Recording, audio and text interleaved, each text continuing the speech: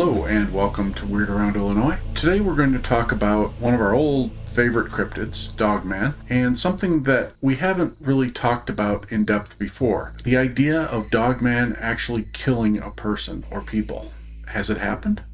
Let's find out and let's get weird. There are a number of Dogman sightings around the United States, especially in the Midwest, and there are literally hundreds of them. If you were to add them up from across the country. But if you look at the number of actual Dogman related deaths, I realize no coroner is going to say that this man was killed by Dogman, but even like credible stories about, we think Dogman may have killed this person. Even the most diehard Dogman believer doesn't have a lot of those stories. There's just a few of them out there, and there might be some reasons for that. We thought we'd take a look at a couple of more believable or more believed Dogman stories out there in terms of Dogman actually killing a human being. So why don't we start with one that frankly terrified me and got me really interested in this region. It happened at the land between the lakes, like right on the Kentucky-Tennessee border on the Kentucky side. There's apparently like a family that was reported killed, and they did DNA tests and a lot of other stuff. They couldn't find out what animal killed it. It was just unknown. Well, it was an unknown canine, right?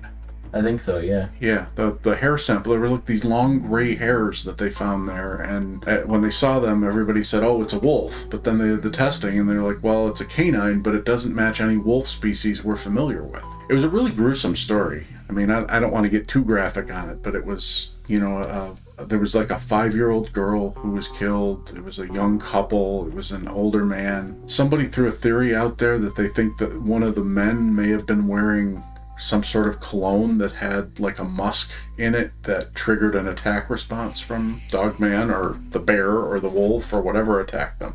What was the environment at the time? Was it a forest or roadside? Yeah, it's a pretty thick forest, but they were at a campsite in it. They had a trailer or a camper of some sort. The camper itself, something actually got into that. There were bloody handprints on the outside of the camper, and it was all torn up inside. The bodies were partially eaten. Just really, really gruesome. And I dug into it a little deeper, and apparently there have been sightings of a Dogman-like creature and a Bigfoot-like creature in that area going back hundreds of years. And there's a sacred Native American site there. There's a strong attachment of Native American mysticism to the area. So the whole area just screams Dogman. And yeah, it was a brutal murder that took place there, and one that it appears could have actually been done by Dogman or a pack of Dogmen. All right. And I think Land Between the Lakes is known for many stories like that, right? Yeah. People get killed. Well, I'm not sure about the killings. I mean, I've definitely heard a lot of sightings out there, but yeah, maybe killings as well. Maybe there are some that are just so old that we're not as familiar with them. Yeah, and I think I've heard that they're more violent around there. Oh, okay. Well, I guess a lot of them might just not be documented. I don't know. Yeah. Or maybe people are attacked and not killed. Maybe. Yeah. So another popular story comes out of Texas. Right. So here's a story of a 28-year-old man named Christopher Allen Whiteley. He was released presumably in early 2020 after multiple years or most of his life spent in jail. On December 22nd, 2020, Christopher, for whatever reason, decided to travel to his current job on foot. Now keep in mind, his job is in Howells County, which is from where he was, his girlfriend's house, over an hour drive. Whoa. So on foot, you could only imagine how bad that might be. Now, you have to keep in mind, even after he was released, he had a methamphetamine addiction, which could have contributed to his kind of decision to go that way. Yeah, he was probably hyper and thought he could do anything. Right. Yeah, so as he was going, unfortunately, he went missing, and that day he did not make it to work. Someone, I'm not aware who, but someone filed a missing persons report form of him, and the investigation began. Not too long later, after the investigation, his dead body was found remarkably deep in the woods, kind of in between his work and his house. So not like on the normal walking path between the two areas. No, he went deep into the woods, and even officers actually made some comments on how odd that situation was and where he really was. Mm-hmm. But anyways, Detective Catherine Gwynn found disturbing cuts and punctures across his body, which were presumably similar to a mountain lion's attack, from what she said. Anyway, for context, in Texas, from what I've researched, mountain lions are not common in Texas. No. So that went controversial across the internet, everywhere. Yeah, and mountain lion attacks are almost unheard of in Texas. Right. I think there have been like 30 mountain lion attacks in the last 100 years, and those have all been like in the California or Pacific Northwest areas. Yeah, right. So as the investigation really continued, a weird sighting was found by the investigation team. Mid-sized dog tracks right by the body. Along with that, a new theory actually came out that the mountain lion idea was found to be false. And that was because actually somebody, I do not remember his name, but you could probably search it up and you could find it. Basically, it was proven that mountain lions actually attack from the back and front instead of the front. Right, Which, and the front of his throat was actually torn out. Right. Whereas a mountain lion would attack from the back. And mountain lions, because they have those long teeth, they say that the killing attack on the neck is remarkably clean. It's like 4 puncture wounds. It's not like tearing something out. And there would be a lack of blood, which in this case, I actually read there was a lot of blood. So pretty good evidence. And also they crush rather than tear. And I'm pretty sure in this case there's a lot of tearing. Right. Yeah, so it much more in line with a canine attack from everything that I've read. And the other thing is they didn't find any mountain lion prints anywhere around. That's right, as they found more and more minor pieces of evidence starting to flood in. It was kind of pointing towards a canine creature, but suddenly something really unusual and kind of unexpected happened. One of the investigators found footprints of cowboy boots that were none of the investigators' footprints. It just spawned in one day as they were looking there.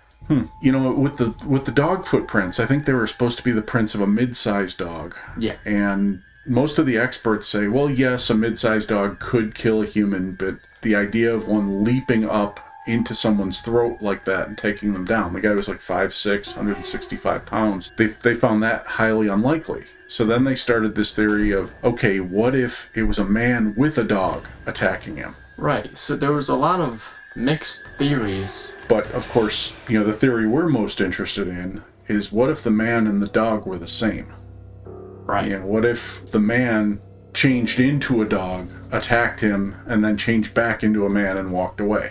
Right, and I believe that the footprints were found multiple days, so that figure must have been coming back and forth in that area, Right. for whatever reason. Something I'm confused about is why they're not like big, like most Dogman footprints would look like. That's a good point. I mean, we've actually seen a lot of canine footprints. What if the canine footprints weren't from the Dogman at all? What if that's just a coyote that happened to be in the area or something, or just a stray dog that happened to be in the area? That's a fair point. I'm still kind of lost on the boots sighting of a human body. I mean, that kind of led a lot of people to think that was a human assassination of some kind. Yeah, I don't know. I don't know of any human assassin who would use a dog as a murder weapon. Yeah, I don't know. Even with the tearing and just how messy it was, I don't think there were no stab wounds as well, by the way. So this couldn't have. I really doubt that it was a really normal human kind of killing at that point. But yeah, and of course the whole thing is muddled by the fact that the police, or the coroner, thoroughly cleaned the body right after the attack. right, So there was no DNA evidence. There was no loose hairs or anything that they could look at, and that was apparently not exactly the procedure when the cause of death is unknown.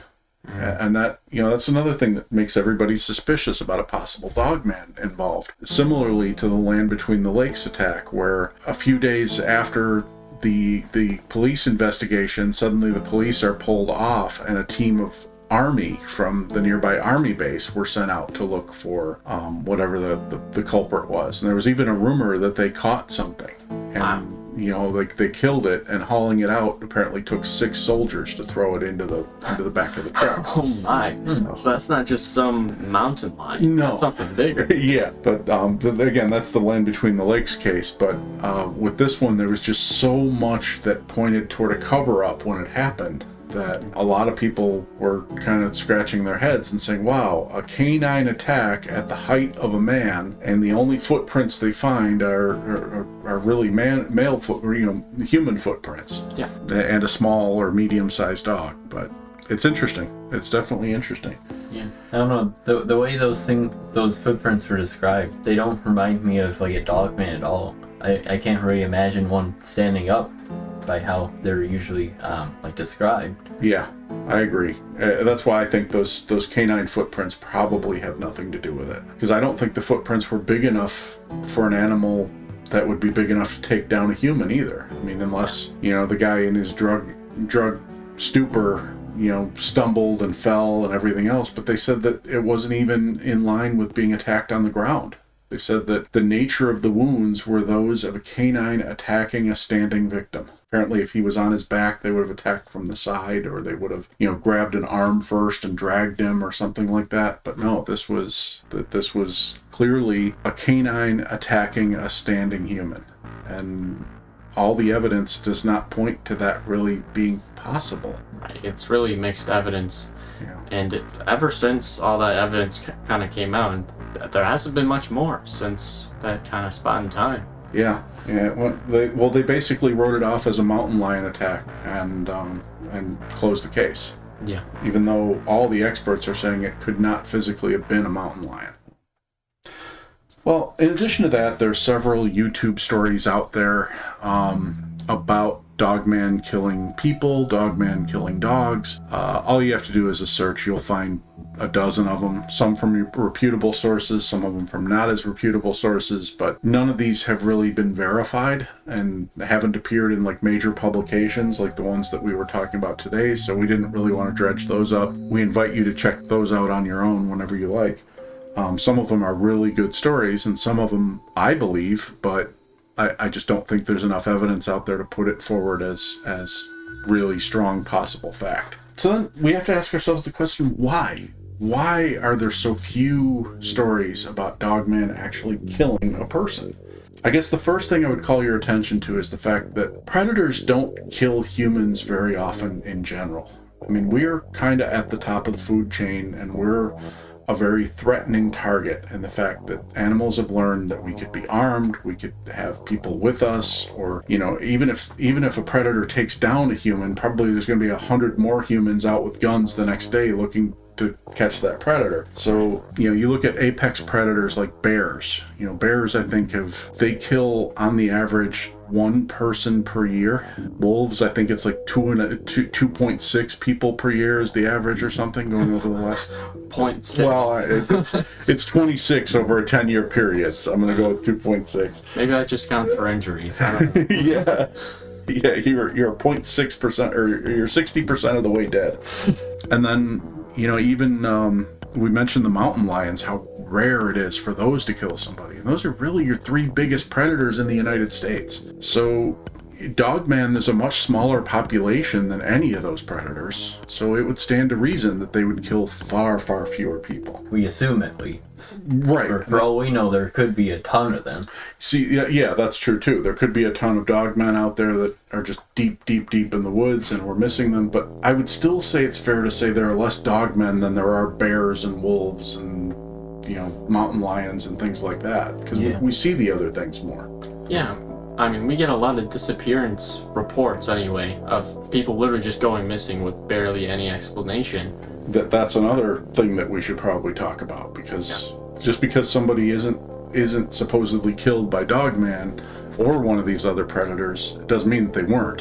Mm-hmm. They could be one of those missing people you're talking about. Yeah, I mentioned it very briefly before, but we might just not know about some of these cases. Yeah, and if you look at those deaths that I just mentioned, the ones that are attributed to mountain lions or bears or wolves, I mean, we found out in the Texas case, some of these are false.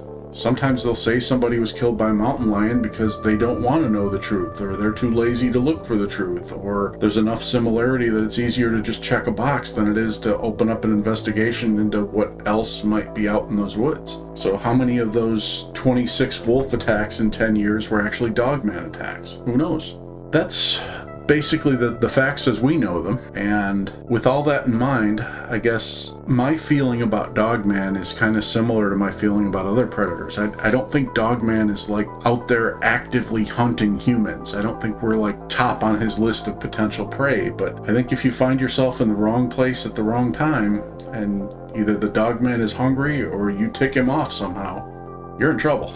Yeah, I mean, this was a rare case where assumingly crazy individual was going deep into the woods. That would make a lot of sense for Dogman to get really angry at that person and do the unthinkable. So we would love to hear your thoughts on this subject, and if there are any particular stories about killer dogmen that we haven't addressed that you'd like to share with us, we'd love to hear about them. And as always, thank you for listening, thank you for subscribing, and please tell your friends.